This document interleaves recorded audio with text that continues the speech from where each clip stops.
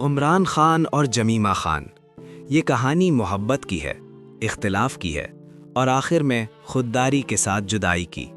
عمران خان پاکستان کے hero, cricket کے میدان کا فاتح، اصولوں پر سمجھوتا نہ کرنے والا انسان، اور جمیمہ خان برطانیہ کے ایک بااثر خاندان کی بیٹی، آزاد فضا میں پلی مگر دل سے سادہ اور سچ کی تلاش میں۔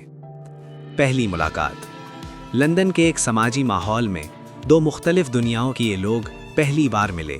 یہ کوئی فلمی لمحہ نہیں تھا، بس خاموش تجسس اور ایک دوسرے کو سمجھنے کی خواہش۔ باتوں باتوں میں سوچیں ملنے لگیں، اختلاف کے باوجود احترام پیدا ہوا اور یہی احترام محبت میں بدلتا گیا۔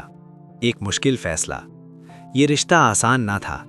ایک طرف پاکستان کی روایات، اسلامی اقدار اور عوامی زندگی کا دباؤ، دوسری طرف مغربی آزادی اور بالکل مختلف طرز زندگی۔ جمیمہ نے صرف ایک شخص نہیں چنا، انہوں نے ایک ملک، ایک تہذیب اور ایک نظریے کو سمجھنے کی کوشش کی۔ شادی، دو تہذیبوں کا ملاپ۔ 1995 میں یہ دو مختلف راستوں سے آنے والے لوگ نکاح کے بندھن میں بندھ گئے۔ جمیمہ پاکستان آئیں، اردو سیکھی، روایات اپنانے کی کوشش کی اور ایک نئی زندگی شروع کی، لیکن آسانیاں کم تھیں۔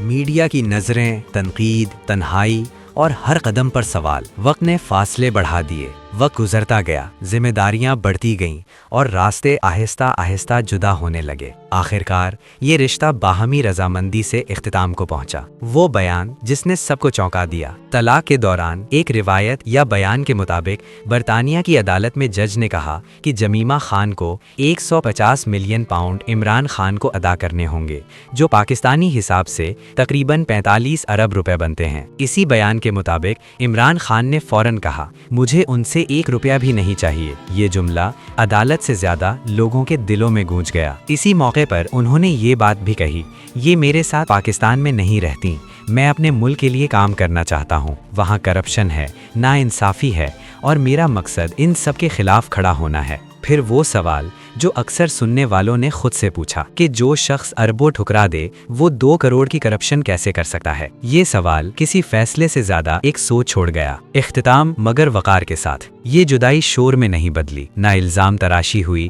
نہ کردار کشی۔ یہ کہانی نفرت پر ختم نہیں ہوئی، بلکہ احترام، خودداری اور نظریے پر ختم ہوئی۔ اور شاید یہی وجہ ہے کہ یہ رشتہ ختم ہونے کے باوجود آج بھی لوگوں کو سوچنے پر مجبور کرتا ہے۔